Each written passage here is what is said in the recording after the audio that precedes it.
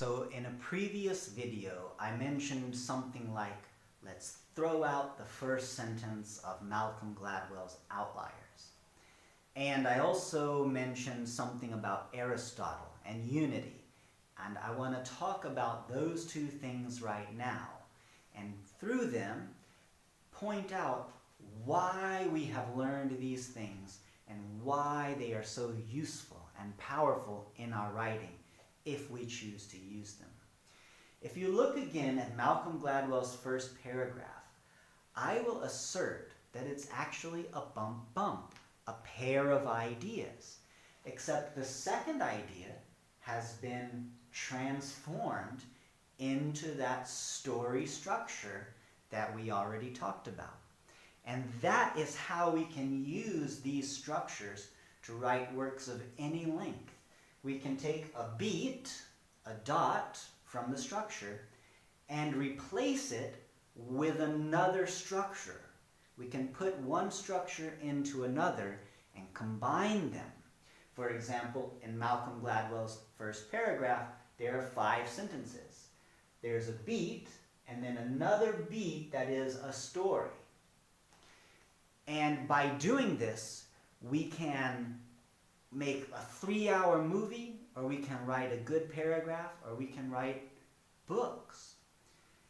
So Aristotle's concept of unity is that a story really has like one question. Or if we're writing nonfiction, like Malcolm Gladwell's Outliers, there's one thesis.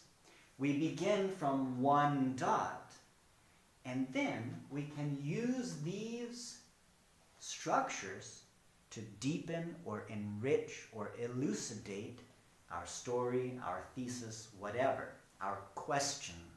Sorry, the idea there for a story is usually a question, like, will the Avengers stop Thanos? Will Harry Potter stop Voldemort? That's the question, the one unity of the story. Let's take something like Titanic. Titanic is a beautiful 3-hour movie, but I like this because it's also very simple when you look at it. It's elegant. You can say the story in one idea. A rich girl and a poor boy fall in love on the Titanic just before it sinks.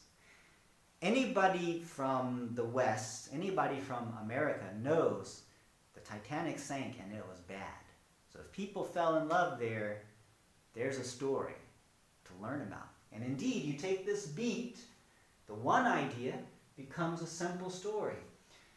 Rose is a sad rich girl who boards the Titanic to marry a man she does not love.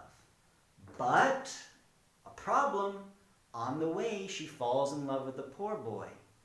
The poor boy dies when the Titanic sinks, but Rose has learned from him how to love and be happy. And that's it, that's the movie. But maybe you say, well, I want to learn more about this poor boy. And so now we get a bump at the beginning. Rose is a sad rich girl who boards the Titanic to marry a man she does not love. Conversely, Jack is a happy poor boy who boards the Titanic to go see people, his family, whom he loves. But on the way, they fall in love with each other. Jack dies when the Titanic sinks. But at least Rose has learned the meaning of the story. She has learned how to love and be happy. And you might say from there, well, if Jack is so poor, how did he get on the Titanic? Well, Rose is a rich girl. Jack is a poor artist far from home. So he gambles his money and wins 2 tickets on the Titanic. He arrives just in time to catch the ship as it takes off. I've turned this beat into a little story, and they fall in love, and Jack dies, and Rose learns to live happily. And you might say, well, why does Jack die? He's Jack, nothing can kill him. And I might turn this into an argument. He dies because there's no lifeboats, and the water's freezing, and he gives his place on the floating door to Rose, so she can live the happy life she wants. We can combine these structures to make works that are rich of any length.